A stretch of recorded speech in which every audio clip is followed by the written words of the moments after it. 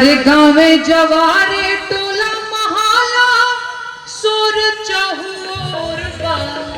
अरे आई हो दादा चौकीदार वे चोर बा। अरे आई हो दादा चौकीदार वे चोर बा। टोला महाला गाँवे जवारे सोर चहुर बा। टोला महाला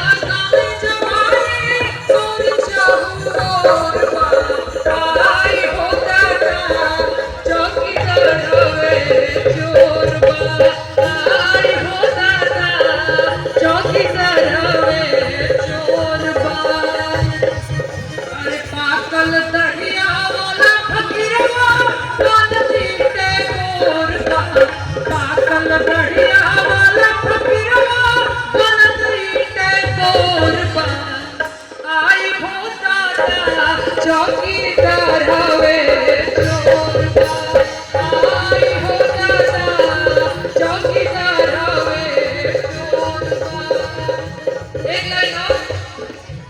अरे मणिपुर जात नइखे करे जाके कठोर बा। अरे मणिपुर जात नइखे करे जाके कठोर बा। आई हो दादा चौकीदार हवे चोर बा। आई हो दादा चौकीदार हवे चोर बा। आई हो दादा चौकीदार हवे चोर बा। एक लाइन।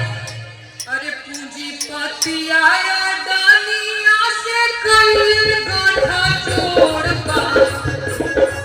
पूंजीपति आया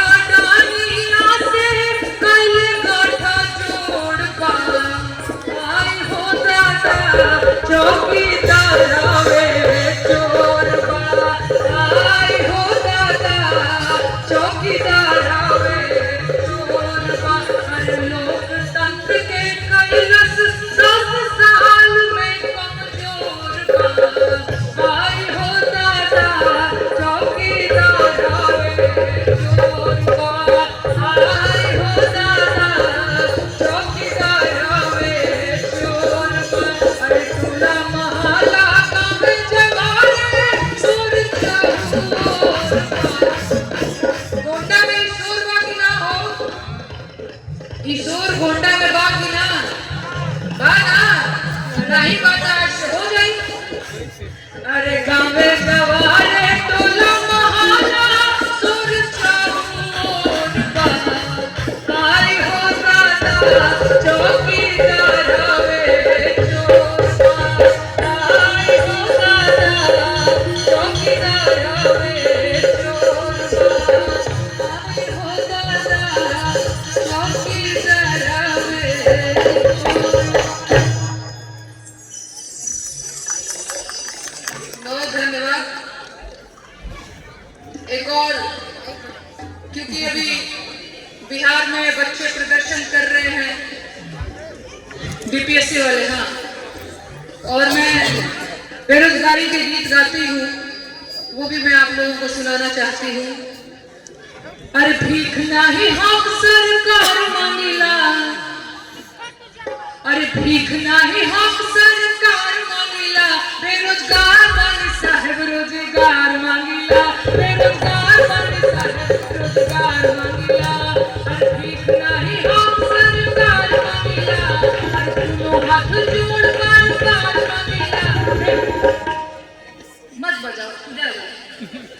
अरे भीख नाही हम सरकार मांगिला। बेरोजगार मांगी साहेब रोजगार मांगिला। बेरोजगार मांगी साहेब रोजगार मांगिला। कैसे? अरे 2 करोड़ नौकरी देवे के रहे वादा। वादा था ना 2014 में, भुला नहीं गया ना? अरे याद करना हो। अरे 2 करोड़ नौकरी देवे के रहे वादा। अब कहत रहला कि रोजगार मिली ज्यादा। तो सुना, नून तेल पैसा ना उधार मांगिला।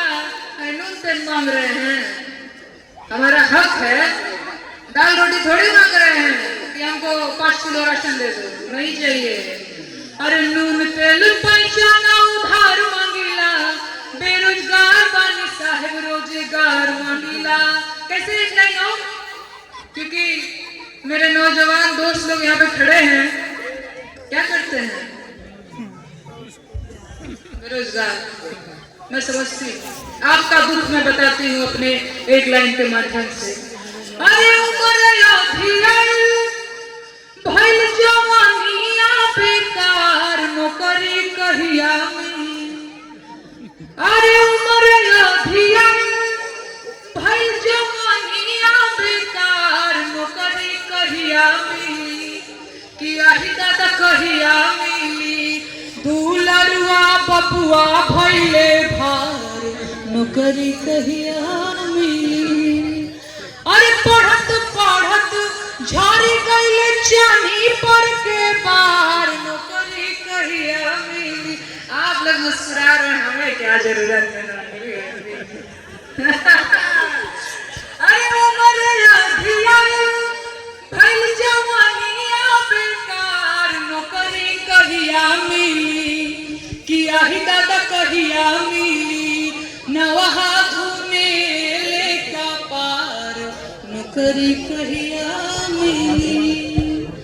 अरे भीख नहीं हम सरकार मांगिला, भीख नहीं हम सरकार मांगिला, बेरोजगार बानी साहेब, बेरोजगार बानी साहेब।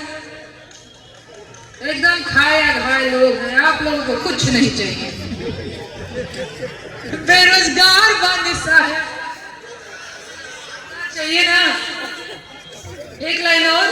अरे देश के इकोनॉमी के बैठ गईल भट्ठा, आँख खोल देखा चौकीदार हो झूठा।